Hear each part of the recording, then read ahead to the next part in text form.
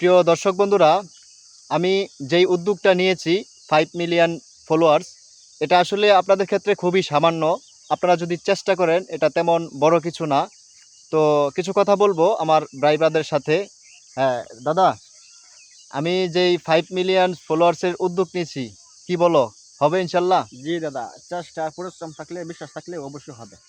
ইনশাল্লাহ ইনশাল্লাহ। আরেক ভাই রুবেল ভাই, সে গাজীপুর থেকে আসছে, ওনাকে একটু প্রশ্ন করি। ভাই, আমি 5 মিলিয়ন ফলোয়ার্সের উদ্যোগ নিয়েছি, তো কিছু বলে দেন ভিডিওর মধ্যে। হ্যাঁ, ইনশাল্লাহ আপনি যে উদ্যোগটা নিয়েছেন এটা ভালো।